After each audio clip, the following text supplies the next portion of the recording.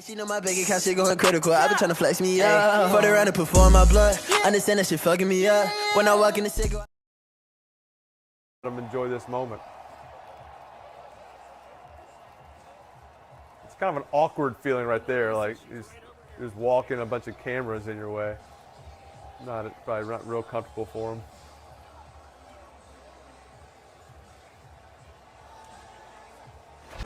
At what point did you just let it all sink in? Probably about now. Just the end of it, having the chance to go back out there, just, I don't know, I'm at a loss for words. I'm just so thankful for these fans and this place. There's no place like it. Nice pickup. Wide open for the speedster, Goodwin. And Goodwin is gone. A 49er touchdown.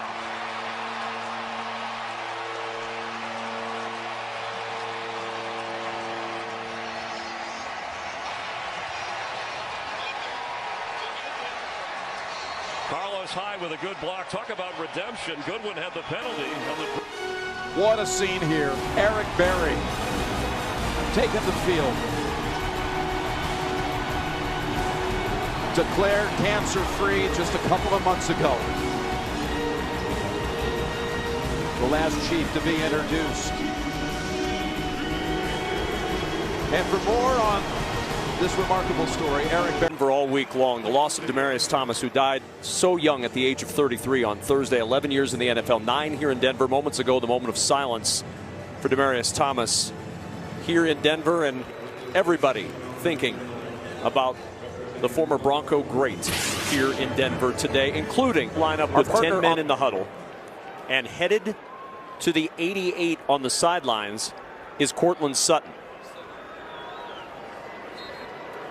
He will make his way over there now. There are just 10 in the huddle. The X position will be left open. Only 10 men on the field at the 25-yard line.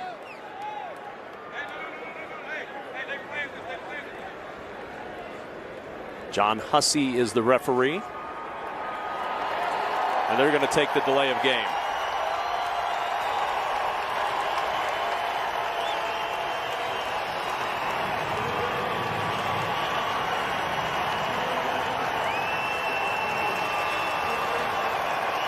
And here comes Courtland Sutton onto the field. What a moment here in Denver for the Broncos, who lined up with just 10 men.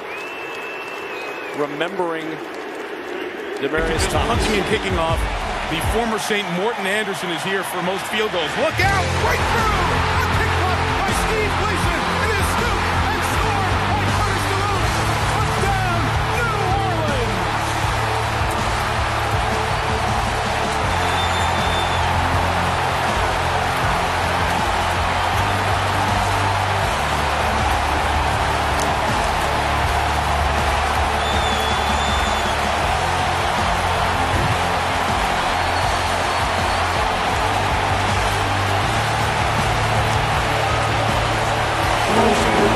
With the Saints, and for those people who look to the New Orleans Saints as something that will uplift them, uplift this city, uplift the entire Gulf region, they just still wouldn't be the quarterback, and they definitely would not be 9-4 at this time of the year.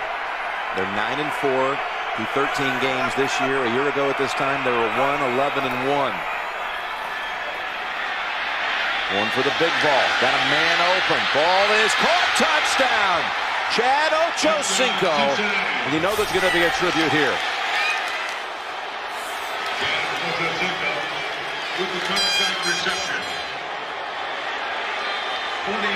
For Chris Henry. Jim, you talked about it in the pregame. Chris Henry loved the game, and he loved big plays. I'm going to tell you what, they don't come any better than what we just saw. The route by Chad Ochocinco, out and up, and the throw by Carson Palmer. That's the big play and what people used to see from this Bengals offense. Washington has only 10 players on defense. Pete Downey is the guy who's expected to replace Sean Taylor in the lineup. He's on the sideline. Edwards on a handoff to Fred Jackson, cutting to the outside. Jackson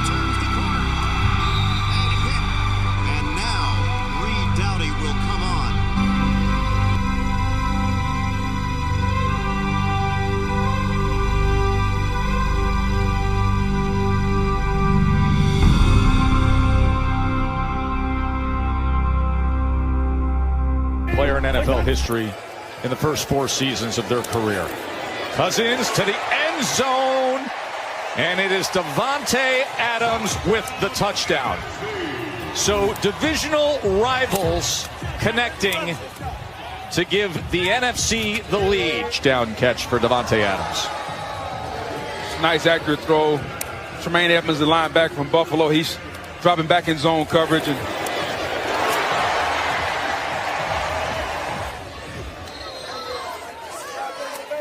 I've seen a lot of basketball themes.